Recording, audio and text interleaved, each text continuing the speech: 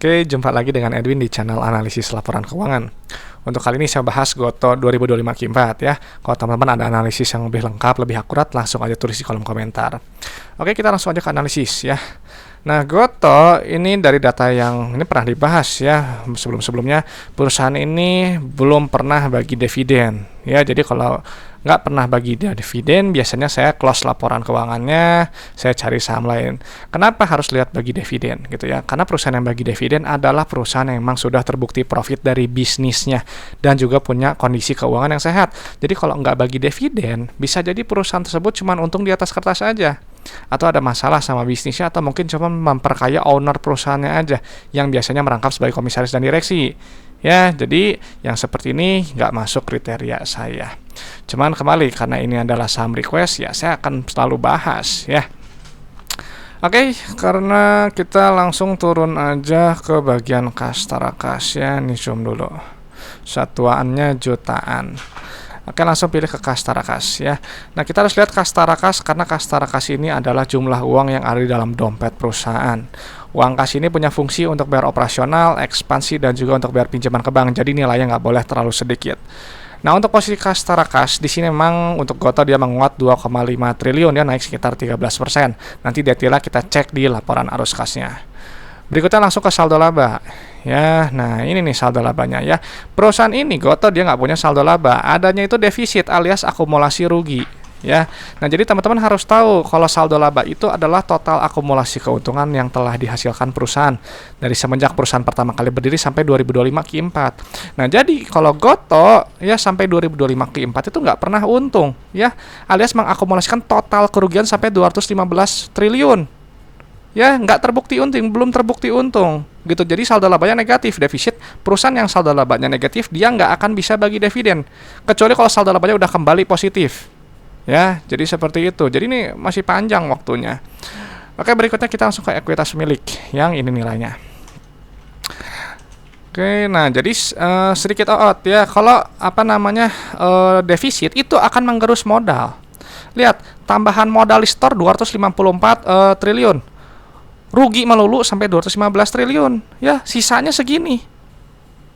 Di ekuitas milik cuma 31,8 triliun. Ya, jadi kalau rugi terus ya lama-lama habis. Ya, jadinya defisiensi modal yang terburuknya seperti itu gitu. Oke, sekarang kita pindahkan tadi ke KNP-nya. KNP-nya segini dan kita lihat ya untuk perusahaan yang defisit seperti ini harganya premium ya di 1,8 gitu. Nah, berikutnya kita lihat ke laba ruginya. Kita langsung pilih ke pendapatan bersih yang ini nilainya. Nah, pendapatan ini harus dilihat karena untuk melihat pertumbuhan perusahaan ya. Memang di sini pendapatannya bagusnya dia tumbuh sekitar 15%, naik sekitar 2,4 triliun. Nah, nanti pendapatan dikurangi oleh harga modal ya. Nah, di sini kita lihat memang di sini dia nggak mencantumkan secara eksplisit laba bruto. Nah, cuma di sini ada ininya ya, ada pos beban pokok pendapatan. Jadi harga modalnya ya ini. Nah, kita kurangin aja si pendapatan dengan harga modal yang ini supaya dapat laba brutonya ya. Salah, dikurangin. Kayaknya satu lagi yang ini. Nah, di sini kita lihat untuk laba brutonya ini 57% ya. Jadi teman-teman harus tahu laba bruto itu untuk melihat inti efisiensi perusahaan lewat gross profit margin. Jadi kalau misalnya di sini 57%, teman-teman menjual barang 100.000 ya ambil kotornya itu 57.000. Ya, jadi carilah perusahaan yang laba brutonya setinggi mungkin, GPM-nya setinggi mungkin sesuai dengan sektornya, karena semakin besar laba bruto nanti semakin besar laba bersih. Laba bruto nanti dikurangi tadi beban operasional dan operasional beban pajak, nanti akan muncul menilai laba periode berjalannya. Kalau di sini memang perusahaan masih rugi. Tuh, meskipun ruginya udah berkurang ya, membaik gitu. Coba kita pindahkan dulu. Nah, ini.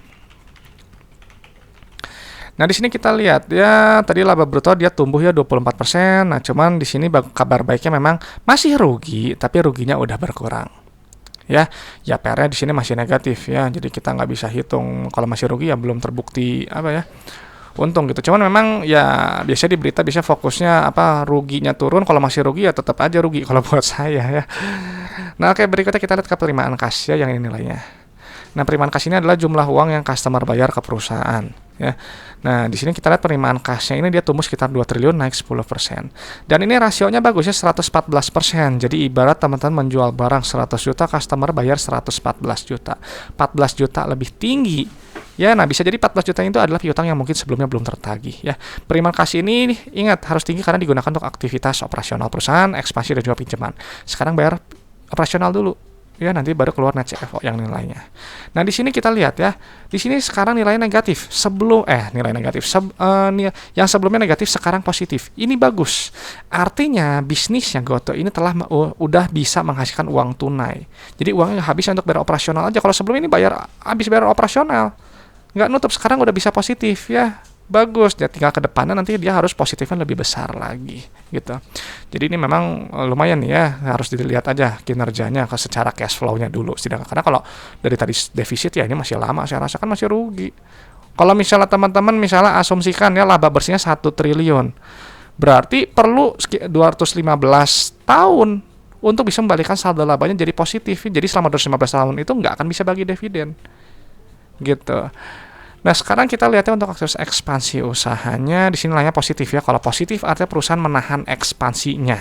Gitu. Kalau dia negatif seperti ini nih, sebelumnya ya perusahaan berekspansi atau enggak dia memelihara aset produktifnya. Gitu ya. Jadi dia sedikit lebih menahan ekspansi untuk yang sekarang. Nah, untuk aktivitas pendanaannya atau berkaitan dengan pinjaman, di sini nilainya positif ya. Kalau positif, perusahaan artinya mengambil pinjaman lebih besar atau suntik modal. Karena kalau nilai negatif ya perusahaan dia melakukan pelunasan pinjaman ya atau bayar dividen gitu kan. Kalau di sini kita lihat tuh pembayaran pinjaman nilai negatif ya. Kalau nilai positif ya tuh ambil pinjaman lagi, penerimaan pinjaman ya, maka di sini ada kenaikan kas setara kas ya. Nah, cuman memang kalau seperti ini cash flow-nya saya rasa masih belum stabil benar ya, masih bergantung sama pinjaman gitu. Karena ini kalau misalnya pinjamannya ini nggak ada jadi hilangkan ya langsung negatif gitu, ada perusahaan harus keluar uang dari dalam dompetnya. Jadi tadi secara kas masih belum cukup stabil ya saya rasa. Sekarang kita lihat untuk resiko bisnisnya berdasarkan likuiditas dan solvensi. Kita balik lagi ke atas. Ya, isi dulu aset lancarnya. Satu lagi untuk likuiditas jangka pendek ya. Yang ini lah ya. Nah, di sini kita lihat untuk rasio lancar memang kuat tadi 2,7, rasio kas juga 2 ya. Jadi kewajiban yang harus lunas kurang dari setahun 10,6 triliun, uang di dompet 21,7 triliun ya. Jadi secara likuiditas ini saya rasa nggak ada masalah untuk sekarang ya, karena kembali kalau misalnya dari CFO-nya negatif terus gitu, misalnya sekarang udah positif nih. Kalau negatif terus artinya kan perusahaan harus bergantung sama pinjaman terus-menerus. Ya nggak sustain jadinya. Nah, untuk short term debt-nya di sini kita lihat ada utang usaha, escrow, pendapatan akrual, utang pajak, pinjaman jangka pendek yang ini, pinjaman jangka panjang, pinjaman dari pihak selain bank. Saya rasa ambil 2 pos aja ya. Yang ini sama yang ini aja.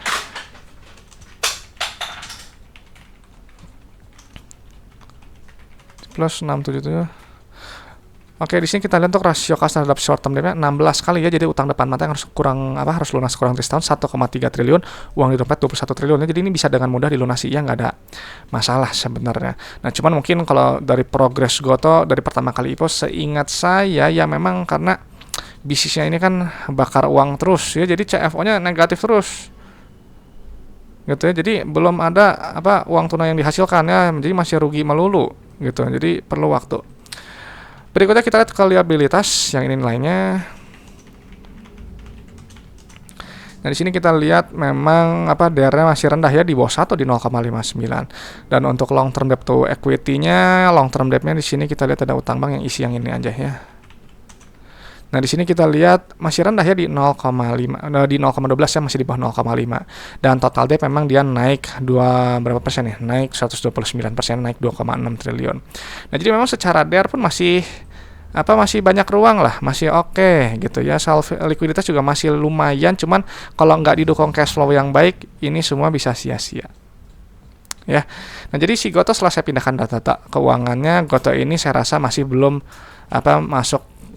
masuk ya, belum terbukti perusahaan yang baik karena tadi belum ada dividen yang dibagikan. Ini buat saya gitu ya. Dan ternyata memang perusahaan ini memang masih mengakumulasikan total kerugian 215 triliun. Ya, masih rugi juga, tapi uniknya harganya premium ya di PBB 1,8. Cash flow saya rasa udah ada perbaikan. Tadi ya CFO-nya sekarang jadi positif, cuman masih perlu dilihat lagi ya, stabil nggak di tahun-tahun ke depannya. ya. Total debt-nya dia naik dan secara likuiditas solvensi sebenarnya masih kuat gitu, tapi kembali lagi fokusnya di cash flow. Cash flow nggak bagus, ini semua akan sia-sia ya, kurang begitu. Akan jadi tergerus pelan-pelan gitu. Jadi kondisinya bahaya. Oke, itu aja mungkin pendapat saya untuk Goto. Ya, jadi kalau ada pertanyaan, teman-teman kalau ada pertanyaan, ada request saham, langsung aja tulis di kolom komentar. Oke, teman-teman, saya harus sampaikan selalu ya, kalau analisis laporan keuangan itu hanyalah sebagian kecil dari fundamental. Hanya menilai kinerja masa lalu. Jadi untuk prospek ke depannya, teman-teman harus nilai sendiri ya. Dan saya juga nggak bahas harga saham ya, naik atau turun saya nggak tahu gitu ya. Jadi kita kembalikan ke mekanisme pasar. Dan juga untuk masalah valuasi, saya hanya pakai PBV dan PER. Ya, jadi kalau teman-teman ada metode valuasi yang lebih bagus, lebih akurat, silahkan digunakan. Karena valuasi itu sifatnya subjektif dan relatif ya, berbeda untuk tiap orang ya, nggak perlu diperdebatkan saya rasa. Banyak yang bilang katanya Goto ini pakai yang bagus itu valuasi pakai price to sales, ya silahkan pakai gitu ya. Cari mana yang kira-kira menurut teman-teman cocok. Oke teman-teman, itu aja. Terima kasih sudah menyimak gitu ya, semoga bermanfaat. Saya Edwin dari channel analisis laporan keuangan. Sampai jumpa di video-video berikutnya.